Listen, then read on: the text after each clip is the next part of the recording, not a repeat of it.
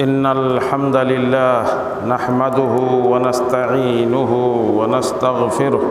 ونعوذ بالله من شرور أنفسنا ومن سيئات أعمالنا من يهده الله فلا مضل له ومن يضلل فلا هادي له وأشهد أن لا إله إلا الله وحده لا شريك له وأشهد أن محمدًا عبده ورسوله أما بعد فإن خير الحديث كتاب الله وخير الهدي هدي محمد صلى الله عليه وسلم وشر الأمور محدثاتها وكل محدثة بدعة وكل بدعة ضلالة وكل ضلالة في النار فأعوذ بالله السميع العليم من الشيطان الرجيم بسم الله الرحمن الرحيم يا أيها الذين آمنوا اتقوا الله حق تقاته ولا تموتن إلا وأنتم مسلمون يا أيها الناس اتقوا ربكم الذي خلقكم من نفس واحدة وخلق منها زوجها وبث منهما رجالا كثيرا ونساء واتقوا الله الذي تساءلون به والأرحام إن الله كان عليكم رقيبا يا أيها الذين آمنوا اتقوا الله وقولوا قولا سديدا يصلح لكم أعمالكم ويغفر لكم ذنوبكم ومن يطع الله ورسوله فقد فاز فوزا عظيما وقال تعالى في موضع آخر أعوذ بالله من الشيطان الرجيم بسم الله الرحمن الرحيم تلك أمة قد خلت لها ما كسبت ولكم ما كسبتم ولا تسألون عما كانوا يعملون وقال النبي صلى الله عليه وسلم ولا تسبوا أصحابي فلو أحدكم أنفق مثل أحد ذهبا ما بلغ مد أحدهم ولا نصيفه رواہ البخاری و مسلم۔ حاضرین جمعہ،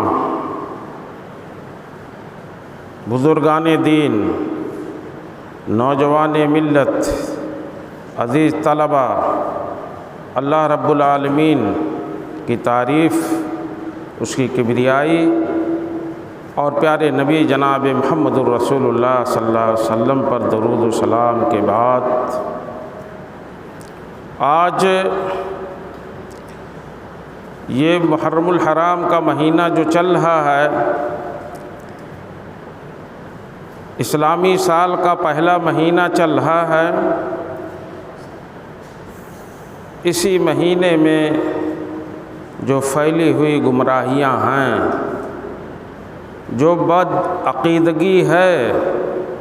جو بدعات و خرافات ہیں، انہی کے بارے میں بات ہوگی۔ گزشتہ خطبے میں جو محرم الحرام کے مہینے میں جو شرعی معاملہ تھا، جو روزہ رکھنا تھا عاشوراء کا، اس کے بارے میں بیان کیا گیا تھا کہ اللہ کے نبی جناب محمد الرسول اللہ صلی اللہ علیہ وسلم جب مدینہ تشریف لائے تو آپ صلی اللہ علیہ وسلم نے یہودیوں کو دیکھا کہ وہ روزہ رکھتے تھے عاشوراء کا، 10 محرم کا۔ آپ نے سوال کیا کہ یہ کیا ہے؟ انہوں نے کہا کہ یہ یوم صالح، یوم مبارک، یوم عظیم نجى اللہ فیہ بنی اسرائیل و موسیٰ من فرعون، کہ یہ بہت عظیم دن ہے، بہت صالح، بہت نیک دن ہے۔ اسی دن اللہ نے موسیٰ علیہ السلام اور بنی اسرائیل کو فرعون سے نجات دیا تھا، تو موسیٰ علیہ السلام نے روزہ رکھا تھا، ہم لوگ بھی روزہ رکھتے ہیں۔ تو اللہ کے نبی جناب محمد رسول اللہ صلی اللہ علیہ وسلم نے فرمایا تھا کہ انا حق بموسیٰ منکم، تم لوگوں کا معاملہ جو ہے موسیٰ سے، اس سے زیادہ میں حقدار ہوں کیونکہ میں نبی ہوں۔ تو موسیٰ کا معاملہ ہے تو میں بھی روزہ رکھوں گا۔ آپ صلی اللہ علیہ وسلم روزہ رکھتے رہے، یہاں تک کہ جب آپ کا آخری روزہ تھا، آخری محرم کا، تو 10 روز محرم کا روزہ رکھے۔ صحابہ کرام نے کہا کہ اللہ کے نبی صلی اللہ علیہ وسلم، یہ تو ایسا دن ہے کہ یہود و نصارہ بھی اس دن کی تعظیم کرتے ہیں اور ہمیں ان کی مخالفت کرنی ہوتی ہے، تو اللہ کے نبی صلی اللہ علیہ وسلم نے فرمایا کہ اگر میں زندہ رہا اگلے سال تو 9 تاریخ کا بھی روزہ رکھوں گا، یعنی 9 اور 10 کا۔ اس طرح سے یہودیوں اور عیسائیوں کی مخالفت بھی ہو جائے گی یہود و نصارہ کی، اور 10 محرم الحرام کا روزہ بھی ہو جائے گا۔ اور دوسری مسند احمد کی روایت میں اللہ کے نبی صلی اللہ علیہ وسلم نے فرمایا ہے کہ صوموا یوماً قبلہ او یوماً بعدہ، عاشورہ کا روزہ تو رکھنا ہے 10 محرم کا، لیکن ایک دن پہلے رکھ لو 9-10 رکھ لو، یا ایک دن بعد رکھ لو 10-11 رکھ لو۔ اس طرح سے یہودیوں کی مخالفت ہو جائے گی اور ہمارا روزہ ہو جائے گا اس مبارک دن۔ یہ چیزیں بیان کی گئی تھیں۔ اس کی فضیلت بیان کی گئی تھی کہ اللہ کے نبی جناب محمد رسول اللہ صلی اللہ علیہ وسلم نے فرمایا کہ میں اللہ رب العالمین سے یہ گمان کرتا ہوں، یہ یقین رکھتا ہوں کہ 1 سال گزشتہ کے گناہ معاف ہو جائیں گے ایک دن روزہ رکھنے کے عوض۔ صحابہ نے یہ کہا کہ اللہ کے نبی صلی اللہ علیہ وسلم نے یہ فرمایا ہے کہ اس دن کے روزے اور رمضان کے روزے کے مقابلے میں کسی اور روزے کو اتنی فضیلت نہیں دیتے تھے، یہ اس کی فضیلت ہے۔ اور میں نے کہا تھا کہ یہی رمضان، یہی محرم الحرام کے مہینے کی یہ حقیقت ہے 10 تاریخ کی، بقیہ اور کچھ نہیں ہے۔ اور تو بعد میں امت کے بیچ میں جو فتنے ہوئے، جو اختلافات ہوئے، اس کے نتیجے میں کچھ حادثات ہوئے، کچھ صحابہ کرام کے درمیان لڑائیاں ہوئیں، اس کے نتیجے میں بہت ساری شہادتیں ہوئیں۔ آپ جانتے ہیں کہ اللہ کے رسول جناب محمد الرسول اللہ صلی اللہ علیہ وسلم کی وفات کے فوراً بعد جب حضرت ابو بکر صدیق رضی اللہ تعالیٰ عنہ جب خلیفہ ہوئے، آپ ہی کے زمانے میں اختلاف شروع ہو گیا تھا۔ یمامہ کے لوگ بڑے لڑاکو قسم کے مانے جاتے تھے، ان لوگوں نے زکوٰۃ دینے سے انکار کر دیا۔ تاریخ کی کتابیں ہم میں سے جو پڑھتے ہیں وہ جانتے ہوں گے کہ مانعین زکوٰۃ یعنی زکوٰۃ نہ دینے والوں کا ایک گروہ کھڑا ہو گیا۔ کہا کہ اللہ کے نبی جناب محمد رسول اللہ صلی اللہ علیہ وسلم سے خطاب تھا قرآن میں، خذ من اموالہم صدقۃ، اے نبی پاک آپ لیجئے صدقہ ان کے اموال سے، ان کے مالوں سے، مسلمانوں کے۔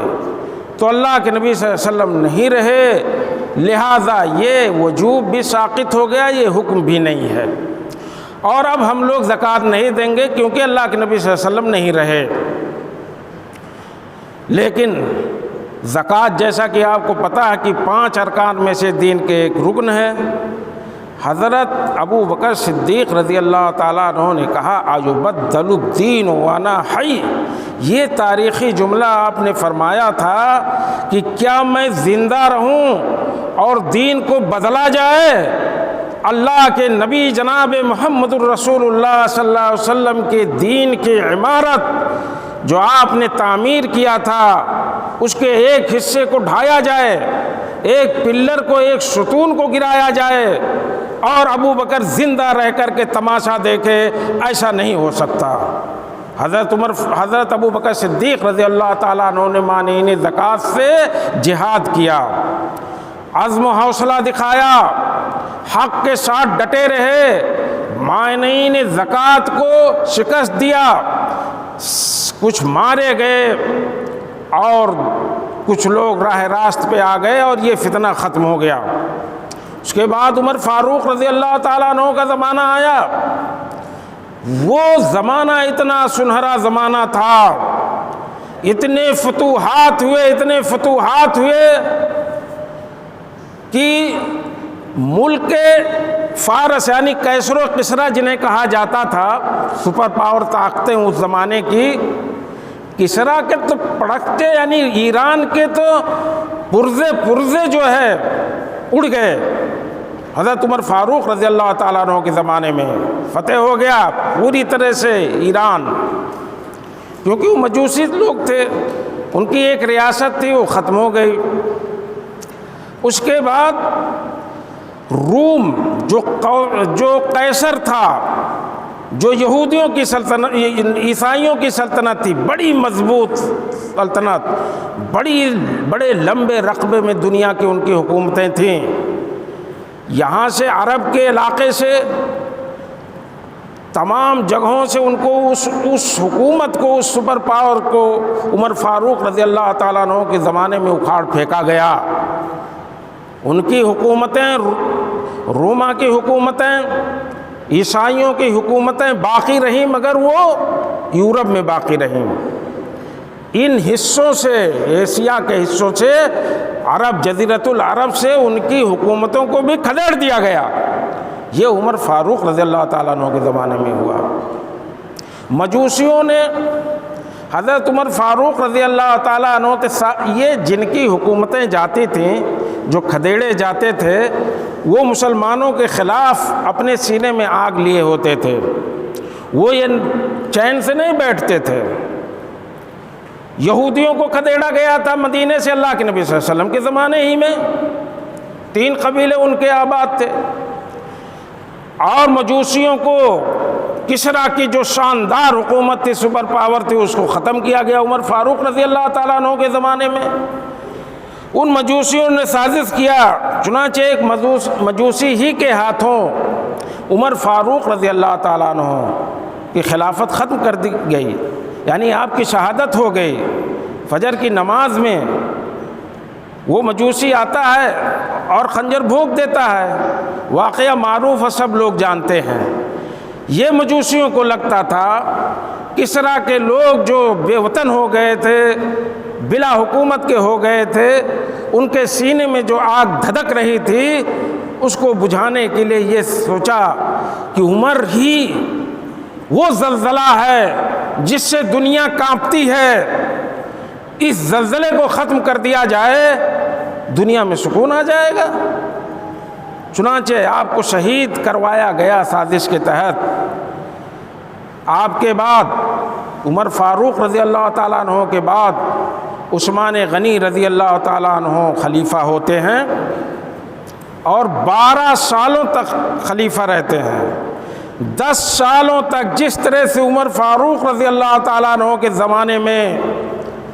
اسلامی مملکت کا دائرہ بڑھ رہا تھا، اسی نقش قدم پر بڑھتا رہا فتوحات کا سلسلہ۔ فتنوں کا زمانہ جو ذکر کیا جاتا عثمان غنی رضی اللہ تعالیٰ عنہ کے زمانے میں، وہ آخر کے 2 سال ہیں۔ 10 سالوں تک عمر فاروق رضی اللہ تعالیٰ عنہ نے جیسی خلافت کی تھی، اس نہج پر خلافت چلتی رہی عثمان غنی کی رضی اللہ تعالیٰ عنہ کی، بہت شاندار حکومت کی 10 سالوں تک۔ اور 2 سال جب فتنہ شروع ہوا، اب یہ یہودیوں کا فتنہ تھا۔ عبداللہ بن سبا یہودی بھی کھدیڑے گئے تھے مدینے سے۔ نبی کریم جناب محمد الرسول اللہ صلی اللہ علیہ وسلم کی زندگی ہی میں بنو نذیر، بنو قینقاع اور یہ سارے قبیلے، تینوں قبیلے جو ہے، یہ اللہ کے نبی صلی اللہ علیہ وسلم کے زمانے میں کھدیڑ دیے گئے تھے، مدینہ خالی کر لیا گیا تھا ان سے، بدعہدی کرتے تھے، عہد شکنی کیے تھے، جو اللہ کے نبی صلی اللہ علیہ وسلم سے عہد و پیمان ہوا تھا، ان کو بھگا دیا گیا تھا۔ یہ بھی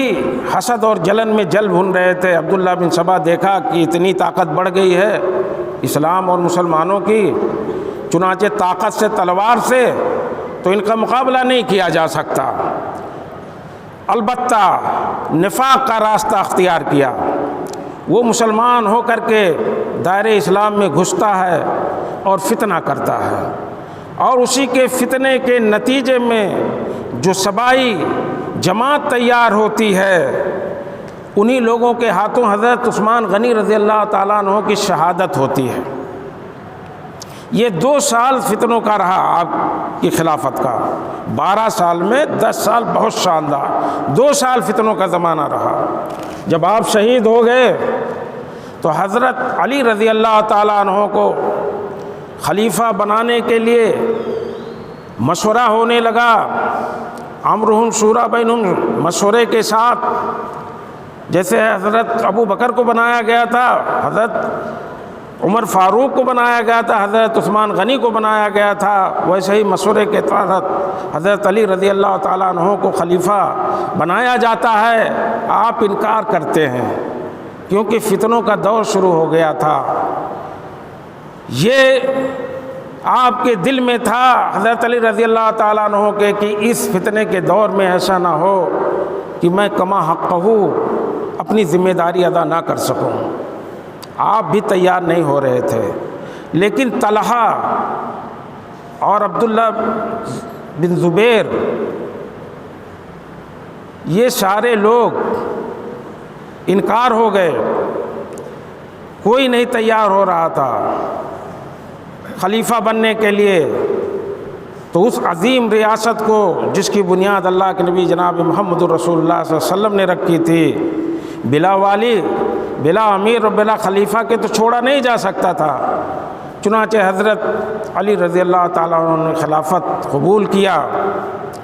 اور مملکت اسلامیہ کا دائرہ اتنا وسیع ہو گیا تھا کہ اب مدینے میں صرف بیٹھ کر کے کنٹرول نہیں کیا جا سکتا تھا۔ اس لیے عراق میں کوفے کو دارالخلافت راجدھانی بنایا حضرت علی رضی اللہ تعالیٰ عنہ نے، کہ وہاں کیونکہ فتنوں کا دور تھا، جو فتنے شروع ہوں اٹھیں انہیں وہیں کچل دیا جائے۔ عراق کی زمین یہ فتنوں کی زمین تھی، کوفے بہت بدمعاش قسم کے لوگ تھے، چنانچہ کوفے کو دارالخلافہ بنایا گیا۔ آپ کے زمانے میں بھی غزوہ جمل ہوا، معرکت جمل ہوا، اس کے بعد معرکت صفین جنگ ہوئی، صفین کی جنگ ہوئی۔ یہ جنگیں مسلمانوں کے بیچ میں لڑی گئیں۔ جنگ جمل اس طرح سے پیش آیا کہ حضرت عثمان غنی رضی اللہ تعالیٰ عنہ کی جب شہادت ہوئی تو کوفہ میں اور عراق وغیرہ میں شیعان علی جہاں تیار ہوئے، مدینے اور اس اطراف میں شیعان عثمان تیار ہوئے، ان کے ہمدرد تیار ہوئے، اور اس حضرت علی رضی اللہ تعالیٰ عنہ سے مطالبہ کیا کہ عثمان غنی رضی اللہ تعالیٰ عنہ کے قاتلوں کو سزا دی جائے، ان سے بدلہ لیا جائے۔ اور حالات نارمل ہونے، درست ہونے کی طرف حضرت علی رضی اللہ تعالیٰ عنہ گامزن تھے کہ کسی کو چھوڑا نہیں جائے گا، لیکن حالات ٹھیک ہونے دیجیے۔ چنانچہ مسلمانوں کی دو بڑی جماعتوں کے درمیان جنگ جمل ہوتی ہے، اماں عائشہ رضی اللہ تعالیٰ عنہ بھی اس میں شریک رہتی ہیں۔ ایک رات میں 10,000 صحابہ کرام شہید ہوئے جنگ جمل میں۔ پھر جنگ صفین ہوتی ہے، حضرت امیر معاویہ جو دمشق کے شام کے امیر تھے اور حضرت علی رضی اللہ تعالیٰ عنہ کے درمیان اس لڑائی میں 74,000 صحابہ کرام شہید ہوتے ہیں جنگ صفین میں۔ یہ فتنوں کا دور تھا، یہ لڑائیاں آپس میں مسلمانوں میں ہو رہی تھیں۔ یہودیوں عیسائیوں کا یہ جو ہے کی سازش تھی، اسلام کا لبادہ اوڑھ کر کے مسلمان ہوئے اور پھر فتنہ پھیلایا۔ انہوں نے یہ کہنا شروع کیا،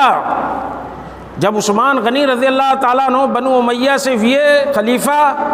تو کہا کہ بنو ہاشم کا حق تھا، سب سے پہلے اللہ کے نبی بنو ہاشم تھے، اس لیے خلیفہ بھی بنو ہاشم سے ہونا چاہیے تھا۔ ابو بکر بھی غاصب تھے کیونکہ وہ دوسرے قبیلے سے تھے، عمر بھی غاصب تھے، بنی عدی سے تھے، اور بنو امیہ سے حضرت عثمان غنی رضی اللہ تعالیٰ ہوئے تھے، تو کہا یہ بھی غاصب ہیں کیونکہ بنو ہاشم سے نہیں ہے، بنو ہاشم سے ہونا چاہیے۔ حضرت علی رضی اللہ تعالیٰ عنہ بنو ہاشم سے تھے۔ اس طرح سے فتنہ مسلمانوں میں پھیلایا گیا، فتنوں کا دور تھا۔ اس کے بعد ایک اور لڑائی ہوتی ہے جس میں 4000 تقریباً صحابہ شہید ہوتے ہیں۔ یہ لڑائیاں 1 لاکھ کے قریب مسلمان شہید ہو چکے تھے۔ حضرت علی رضی اللہ تعالیٰ عنہ کو بھی شہید کیا گیا۔ یعنی سبائیوں نے فتنہ رچا کہ مصر میں عمر بن عاص ہیں، انہیں شہید کر دیا جائے، کوفہ میں حضرت علی ہیں انہیں شہید کر دیا جائے، اور دمشق میں حضرت معاویہ ہیں امیر معاویہ انہیں شہید کر دیا جائے، ان کو مار دیا جائے، قتل کر دیا جائے، تو یہ فتنہ ختم ہو جائے گا، اسلام کی طاقت ختم ہو جائے گی۔ چنانچہ انہوں نے سپاری کیلر تیار کیا ایک، اور سب کو یہ ہوا کہ فجر کی نماز میں قتل کرنا ہے۔ ایک بندہ چھوٹتا ہے دمشق جاتا ہے، ایک کوفے میں حضرت علی رضی اللہ تعالیٰ عنہ پر متعین ہوتا ہے، اور ایک مصر جاتا ہے۔ چنانچہ عمر بن عاص رضی اللہ تعالیٰ عنہ اس دن فجر کی نماز میں کسی عذر سے نہیں پہنچتے ہیں، آپ کی جگہ پہ جو امامت کر رہا تھا بندہ وہ شہید ہوا۔ حضرت علی رضی اللہ تعالیٰ عنہ کو خنجر ماری گئی، آپ کا زنگ بڑا کاری تھا اور آپ شہید ہو گئے۔ حضرت امیر معاویہ کو بھی فجر ہی کی نماز میں خنجر ماری گئی، آپ کا زخم ہلکا تھا، آپ بچ گئے۔ چنانچہ حضرت علی رضی اللہ تعالیٰ عنہ کی جب شہادت ہوتی ہے، آخری وقت ہوتا ہے، کوفہ کے لوگوں نے کہا، آپ کے ہمدردوں نے کہا کہ کیا حضرت حسن کے ہاتھ پہ ہم بیعت کر لیں؟ تو حضرت علی رضی اللہ تعالیٰ عنہ نے فرمایا کہ نہ میں اس کا حکم دیتا ہوں اور نہ اس سے منع کرتا ہوں، تمہارا معاملہ ہے، تم لوگ مشورہ کرو اور جو درست ہو وہ فیصلہ کرو۔ حضرت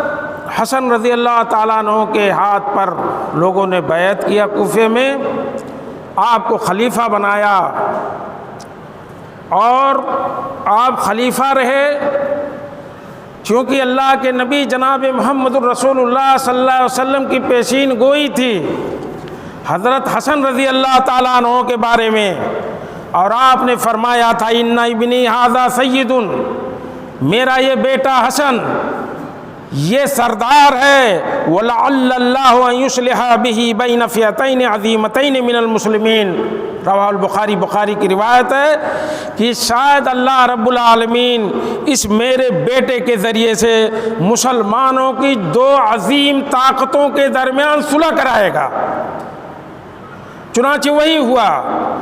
حضرت امیر معاویہ رضی اللہ تعالیٰ عنہ کی لشکر شام سے نکلتی ہے، اور آپ کی کوفے سے حضرت حسن رضی اللہ تعالیٰ عنہ کی، حضرت حسن رضی اللہ تعالیٰ عنہ سمجھ گئے کہ یہ ہی کوفی ہیں جو وفادار نہیں ہوتے، شریر قسم کے بدماش لوگ ہیں، جب ان پر سختی ہوتی ہے تو یہ پلٹ جاتے ہیں، وفادار نہیں ہوتے ہیں۔ موقع کی نزاکت کو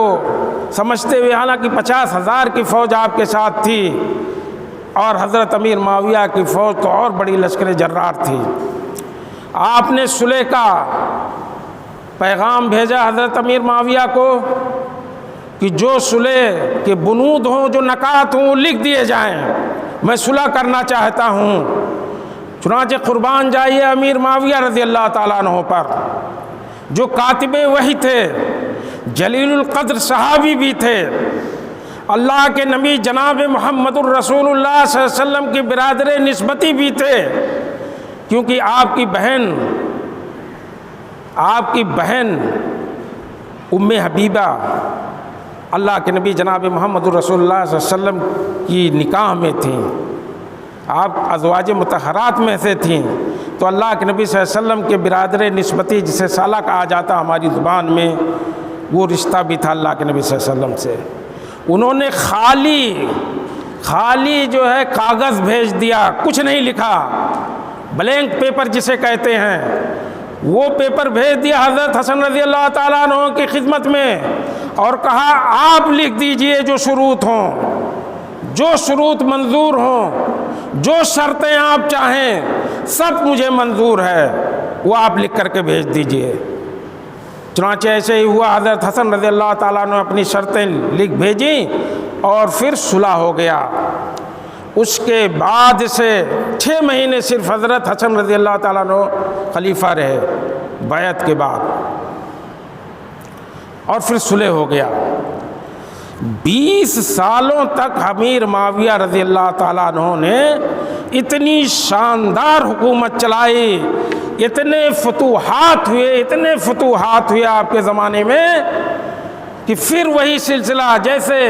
خلافت راشدہ میں تھا، حضرت ابو بکر صدیق، عمر فاروق، عثمان غنی کے زمانے میں تھا۔ ہاں 5 سال البتہ حضرت علی رضی اللہ تعالیٰ عنہ کے، چونکہ آپس میں اختلاف کا زمانہ تھا، فتنوں کا زمانہ تھا، کوئی وسعت نہیں ہوئی تھی،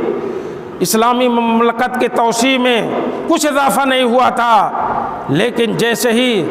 ادھر صلح ہوتی حضرت حسن رضی اللہ تعالیٰ عنہ سے، پھر وہ سلسلہ شروع ہو جاتا ہے۔ 20 سالوں تک وہ سلسلہ چلتا رہا، حضرت امیر معاویہ رضی اللہ تعالیٰ عنہ کی امارت میں کہہ لیجئے، دور حکومت میں کہہ لیجئے، یا خلافت میں کہہ لیجئے، کیونکہ اہل السنہ والجماعہ امیر معاویہ رضی اللہ تعالیٰ عنہ کی خلافت کو خلافت راشدہ میں سے نہیں مانتے ہیں۔ خلافت راشدہ میں سے بہت زیادہ اگر مانتے ہیں تو حضرت علی رضی اللہ تعالیٰ عنہ تک، اور کچھ لوگ یہ 6 مہینے بھی حضرت حسن کا بھی رضی اللہ تعالیٰ عنہ کا شمار کرتے ہیں۔ اس کے بعد یہ جو ہے بادشاہت کا زمانہ آ گیا۔ خلیفہ تو تھے 20 سالوں تک، بڑے فتوحات ہوئے۔ 10 سال جب گزرا تھا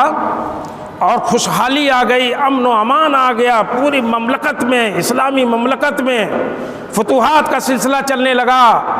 تو مغیرہ بن شعبہ، وہ جلیل القدر صحابی جو ہمیشہ حضرت علی رضی اللہ تعالیٰ عنہ کے ساتھ رہتے تھے، جب امیر معاویہ سے اختلاف تھا حضرت علی رضی اللہ تعالیٰ عنہ سے، تو ہمیشہ حضرت علی رضی اللہ تعالیٰ عنہ کے ساتھ تھے، لیکن جب یہ سلسلہ ختم ہوا فتنوں کا، حضرت حسن رضی اللہ تعالیٰ عنہ سے صلح ہو جاتی ہے، اس کے بعد 10 سال جب گزرتے ہیں تو یہ صحابی مغیرہ بن شعبہ پہنچتے ہیں امیر معاویہ رضی اللہ تعالیٰ عنہ کے دربار میں، اور کہا کہ آپ کا دور بہت شانتی کا، بہت امن کا دور ہے، بڑی خوشحالی کا دور ہے۔ دیکھیے پچھلے برسوں میں جو فتنہ شروع ہوا تھا مسلمانوں میں، مجھے اندیشہ یہ ہے کہ کہیں وہ فتنے پھر نہ لوٹ آئیں۔ 1 لاکھ سے زیادہ صحابہ کرام شہید ہوئے ان جنگوں میں، آپس میں لڑائیاں ہوئیں مسلمانوں کے بیچ میں، تو آپ کوئی اپنا ولی عہد مقرر کر دیجئے۔ چنانچہ مشورے کے ساتھ امیر معاویہ رضی اللہ تعالیٰ عنہ نے اپنے بیٹے یزید کو ولی عہد بنا دیا، ولی عہد بنا دیا یزید کو کہ میرے بعد اگر کوئی خلیفہ ہوگا تو یزید ہوگا، اور جہاں جہاں جو ہے اسلامی مملکت تھی، جہاں امیر تھے، ان امیروں کو لکھا کہ یزید کے نام کی بیعت لے لو، کہ یزید ولی عہد ہیں، اس کی بیعت لے لو پورے مملکت اسلامی کے اندر۔ وہ سلسلہ چل پڑا، سارے مسلمانوں نے یزید کے ولی عہدی کا بیعت کر لیا، ولی عہد مان لیا۔ صرف 5 صحابہ کرام بچے تھے جنہوں نے ولی عہد نہیں مانا تھا اور نہ بیعت لی تھی جو ہے یزید کے ولی عہد ہونے کی۔ اس میں 3 تو عبداللہ تھے، عبداللہ بن عمر، عبداللہ ابن عباس، عبداللہ بن زبیر، اور عبداللہ بن زبیر اور حضرت حسین رضی اللہ تعالیٰ عنہ، اور عبد الرحمن بن ابو بکر رضی اللہ تعالیٰ عنہ کے لڑکے تھے عبد الرحمن۔ یہ 5 لوگ، ان لوگوں نے ان کو ولی عہد نہیں مانا تھا۔ 5 لوگ بیعت نہیں کیا، پھر بھی امیر معاویہ رضی اللہ تعالیٰ عنہ نے ان پر کوئی سختی نہیں کیا، کوئی سختی نہیں کیا۔ ان لوگوں کا کہنا تھا کہ یہ کیسر و کسریٰ کا نظام اسلام میں نہیں چلے گا۔ کیسر و کسریٰ جس طرح سے حکومت کرتے تھے اور پھر اس حکومت کا وارث اپنے بیٹے کو بنا دیتے تھے، کسی بڑے بیٹے کو یا کسی اور بیٹے کو جو لائق ہوتا تھا، وہ سلسلہ وراثت کا جو اللہ کے نبی جناب محمد رسول اللہ صلی اللہ علیہ وسلم نے شروع کیا ہے، وہ سلسلہ ہم لوگ نہیں چلنے دیں گے۔ یہ بنیادی اختلاف تھا کہ مشورے کے ساتھ سارے لوگ، سارے مسلمان اور صحابہ کرام جو ابھی زندہ ہیں سب بیٹھیں اور مشورہ ہو جس کے نام پر سب لوگ متفق ہوں، اسے ولی عہد بنایا جائے۔ یہ پانچوں لوگ ولی عہد نہیں مانتے ہیں۔ سلسلہ چلتا رہا، 10 سال اور گزر گئے۔ سن 60 ہجری میں امیر معاویہ رضی اللہ تعالیٰ عنہ کی وفات ہو جاتی ہے، اور آپ کے وفات کے بعد جب یزید کے نام کی خلافت کی بیعت لینی ہوئی تو پھر تمام امراء جو امیر تھے پورے علاقوں میں، اسلامی مملکتوں میں، الگ الگ علاقوں میں، سبوں نے امارت کی بیعت لینی شروع، ان کے خلافت کی بیعت لینی شروع کی۔ اب بچے تھے 4، عبد الرحمن بن ابو بکر رضی اللہ عنہما کی وفات ہو چکی تھی، وہ تو رہے نہیں، اب 4 لوگ صرف بچے تھے، عبداللہ ابن عباس، عبداللہ ابن عمر۔ عبداللہ ابن عباس کون ہیں؟ آپ جانتے ہیں، عبداللہ ابن آپ کے چچا عباس کے بیٹے، جن کے لیے اللہ کے نبی جناب محمد رسول اللہ صلی اللہ علیہ وسلم نے دعا کیا تھا انہیں عبداللہ ابن عباس کے لیے، اللہم فقہہ فی الدین، اللہ انہیں دین میں سمجھ عطا فرما۔ اسی لیے آپ کو حبر الامہ کہا جاتا تھا، اس امت کے سب سے بڑے عالم، اس امت کے سب سے بڑے فقیہ، سب سے بڑے جانکار، یہ تھے عبداللہ ابن عباس رضی اللہ تعالیٰ عنہ۔ اور دوسرے نمبر پر عبداللہ ابن عمر، عمر فاروق کو کون نہیں جانتا، آپ کے بیٹے عبداللہ۔ روایتیں دیکھ لیجئے حدیثوں کی، بہت زیادہ روایتیں عبداللہ ابن عمر سے ہیں، محدثین صحابہ میں سے آتے ہیں۔ یہ ان دونوں لوگوں نے اپنی رائے تو بدل لی، عبداللہ ابن عباس اور عبداللہ ابن عمر، کیونکہ ولی عہد نہیں مانے تھے ان کو، لیکن جب خلافت کی باری آئی تو انہوں نے کہا کہ اب گرچہ منہاج نبوت پر تو ان کا اختیار نہیں ہوا ہے، ان کو چنا نہیں گیا ہے، مگر امت کو فتنوں سے بچانے کے لیے اور پھر خون خرابہ نہ ہو جائے جس طرح سے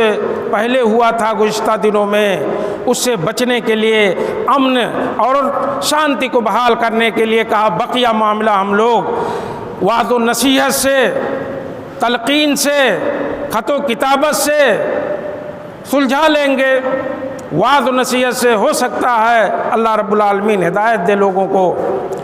انہوں نے بیعت کر لیا، مان لیا ان کی خلافت کو یزید کے۔ اب بچے حضرت عبداللہ ابن زبیر رضی اللہ عنہما اور حضرت حسین رضی اللہ عنہ، حضرت حسین بن علی۔ حضرت حسین رضی اللہ تعالیٰ عنہ اور حضرت عبداللہ ابن زبیر یہ دونوں مدینے میں تھے۔ مدینے کے والی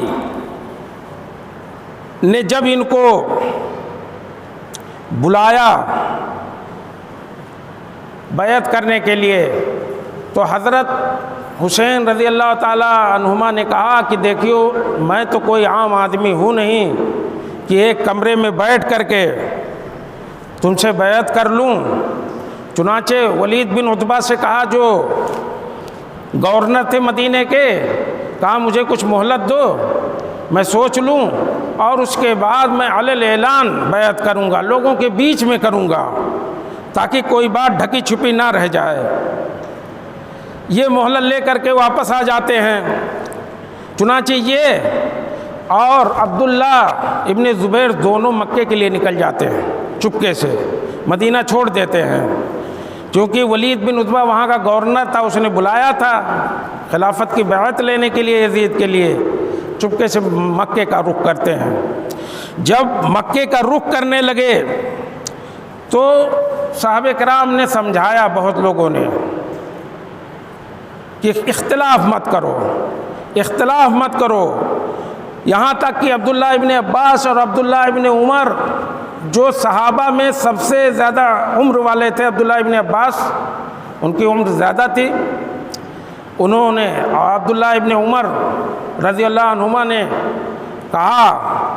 اتقی اللہ ولا تفرق بین جماعت المسلمین۔ تاریخ طبری میں الفاظ ہیں کہ دیکھو تم دونوں، اے عبداللہ بن زبیر اور حسین، دیکھو اللہ سے ڈرو تم دونوں، ولا تفرق بین جماعت المسلمین، مسلمانوں کی جماعت کے درمیان تفرقہ مت ہونے دو، اختلاف مت پیدا ہونے دو، اس کے لیے اللہ سے تم ڈرو۔ یہ لاٹھی جو بدھی ہوئی ہے مسلمانوں کی، اس لاٹھی کو پھٹنے مت دو، اگر یہ لاٹھی پھٹ گئی تو پھر کسی کام کی نہیں رہے گی۔ سمجھاتے ہیں مگر نہیں مانے، نکل گئے، مکے چلے گئے۔ مکے پہنچنے کے بعد اب عبداللہ ابن زبیر رضی اللہ عنہما کا نظریہ یہ تھا کہ مکے میں رہ کر کے، اللہ کے نبی صلی اللہ علیہ وسلم نے یہاں سے دعوت کا آغاز کیا تھا اور نبوی منہج کی نشر و اشاعت اور اس کا دفاع ہم مکے میں رہ کر کے کریں گے، مکے سے باہر نہیں نکلیں گے۔ لیکن حضرت حسین رضی اللہ تعالیٰ عنہ کے پاس کوفے سے خطوط آنے شروع ہو گئے۔ کوفے کے لوگ، کوفی جو ہے وفادار نہیں ہوتے ہیں، لیکن خطوط پہ خطوط بورے بھر گئے۔ اتنے خط ان لوگوں نے بھیجے کہ آئیے ہم آپ کے ہاتھ پہ بیعت کرتے ہیں، یزید کو ہم خلیفہ نہیں مانتے ہیں، آپ کوفے چلے آئیں، آپ کوفے چلے آئیں اور آپ کے ہاتھ پر ہم لوگ بیعت کر لیتے ہیں۔ چنانچہ جب اتنی خط و کتابت ہوئی تو حضرت حسین رضی اللہ تعالیٰ عنہ نے مسلم بن عقیل کو کوفہ بھیج دیا، کہا جاؤ میرے نام پر لوگوں سے بیعت کر لو۔ مسلم بن عقیل کوفہ پہنچتے ہیں، بیعت کا سلسلہ شروع ہوتا ہے۔ 12,000 لوگوں نے بیعت کیا کہ حضرت حسین کو ہم خلیفہ مانتے ہیں۔ چنانچہ مسلم بن عقیل نے وہاں سے خط لکھ بھیجا کہ آپ آ جائیں کوفہ، اور کوفہ آنے کے بعد یہاں سے پھر ہم لوگ دفاع کریں گے، اتنے لوگ ہمارے ساتھ ہوں گے۔ حضرت حسین رضی اللہ تعالیٰ عنہ نکلنے لگے مکے سے، سب لوگ سمجھانے آئے۔ علامہ ابن کثیر نے بدایہ نہایہ میں لکھا ہے کہ اس موقع کا پھر عبداللہ ابن عباس رضی اللہ تعالیٰ عنہ آتے ہیں حسین کے پاس اور کہا کہ بھتیجے صبر کرنے کی کوشش کرتا ہوں لیکن صبر ہوتا نہیں ہے، حق بات کہہ دینا چاہتا ہوں، مجھے تمہارے اس طرز عمل سے ہلاکت کا خطرہ ہے۔ عراقی بے وفا لوگ ہیں، ان کی وجہ سے مت جاؤ، ان کی خط و کتابت پر بھروسہ مت کرو، تم مکہ ہی میں قیام کرو یہاں تک کہ عراقی اپنے دشمن کو عراق سے نکال دیں، اور تم اپنا جو ایلچی بھیجے ہو ان کے ہاتھ پر بیعت کر لیں اور دشمنوں کو کوفہ سے عراق سے نکال دیں، تب وہاں جاؤ۔ اور اگر جانا ہی ہے تو تم مکہ چھوڑ کے اگر جانا چاہتے ہو تو یمن چلے جاؤ، یمن میں جو ہے گھاٹیاں ہیں، قلعے ہیں، تمہارے والد کے حمایتی ہیں حضرت علی کے، وہاں تم محفوظ رہو گے، سیف رہو گے، جانا ہے تو وہاں چلے جاؤ۔ نہیں مانتے ہیں اور کہتے ہیں میں آپ کو خیر خواہ مانتا ہوں لیکن میں نے عزم مصمم کر لیا ہے کوفہ جانے کا، عراق جانے کا، میں جاؤں گا۔ تو ابن عباس نے فرمایا اگر تم کو جانا ہی ہے تو اپنی اولاد اور عورتوں کو مت لے جاؤ وہاں پر، کیونکہ اللہ کی قسم مجھے اندیشہ ہے کہ تم اسی کے طرح سے قتل نہ کر دیے جاؤ وہاں پر جیسے عثمان غنی رضی اللہ عنہ کو قتل کر دیا گیا تھا اور ان کی عورتیں، ان کے بچے ان کو دیکھتے رہ گئے تھے۔ تو یہ مت کرو، اتنا کرو کہ عورتوں بچوں کو چھوڑ کر کے پھر جاؤ۔ پھر عبداللہ ابن عمر پہنچتے ہیں اور انہوں نے بھی ان کو بہت سمجھایا، بہت سمجھانے کی کوشش کیا، منع کیا کہ مت جاؤ، کوفے کے لوگ اچھے نہیں ہوتے ہیں۔ جب بات ماننے سے حضرت حسین نے انکار کر دیا تو کہا کہ میں آپ کو ایک حدیث سناتا ہوں، میری حدیث سن لو۔ کہا اللہ کے نبی صلی اللہ علیہ وسلم کے پاس جبریل آتے ہیں اور آپ کو دین اور دنیا کے بیچ میں خیار دیتے ہیں، اختیار کی چن لو، کیا چاہیے دین یا دنیا؟ تو اللہ کے نبی تمہارے نانا نے دنیا کو نہیں دین کو پسند کیا تھا، چنا تھا، اور تم انہی کے لگتے جگر ہو، نواسے ہو، اس لیے صبر کرو، مت جاؤ، دین پسند کرو، دنیا کو چھوڑ دو۔ چنانچہ نہیں مانے اور کہا میں نے عزم مصمم کر لیا، میں جاؤں گا۔ تو حضرت عبداللہ ابن عمر رضی اللہ تعالیٰ حسین کو سینے سے چمٹا کر رونے لگے اور فرمانے لگے مستقبل میں قتل کیے جانے والے، مستقبل میں قتل اور شہید کر دیے جانے والے تمہیں میں اللہ کے سپرد کرتا ہوں۔ یہ البدایہ والنہایہ میں ابن کثیر رحمۃ اللہ علیہ نے ذکر کیا ہے۔ ابو سعید خدری رضی اللہ تعالیٰ عنہ نے، بہت سارے صحابہ نے، حضرت ابو واقد لیثی، جابر بن عبداللہ، سعید بن مسیب، ابو سلمہ، عبد الرحمن بن مسور بن مخرمہ، عمرہ بنت عبد الرحمن، بکر بن عبد الرحمن،